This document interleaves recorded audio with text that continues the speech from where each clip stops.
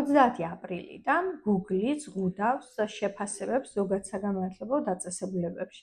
რაც გულისხმობს ეს?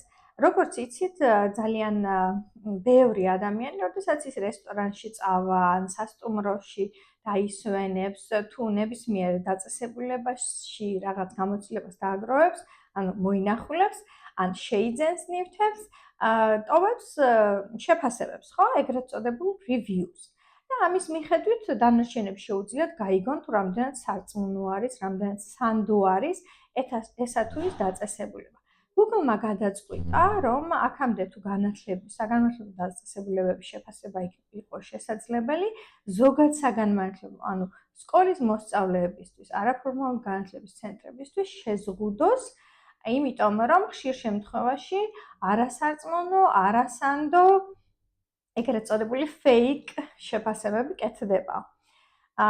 რა თქმა უნდა, ეს არ ეხება უნივერსიტეტებს და თქვენ შეგიძლიათ ნახოთ, რას ფიქრობენ სტუდენტები სხვადასხვა უნივერსიტეტის შესახებ, ეს ეხება მხოლოდ ზოგად საგანმანათლებლო დაწესებულებებს მსოფლიოს მასშტაბით. მაინტერესებს თქვენი აზრით, რას ფიქრობთ, რამდენად არის ეს ცენზურა? რამდენად უნდა შეეზღუდოთ ადამიანებს ერთგვარი გამოხატვის თავისუფლება იმაზე, თუ რას ფიქრობენ თავიანთი სკოლის შესახებ. ველოდები კომენტარებს.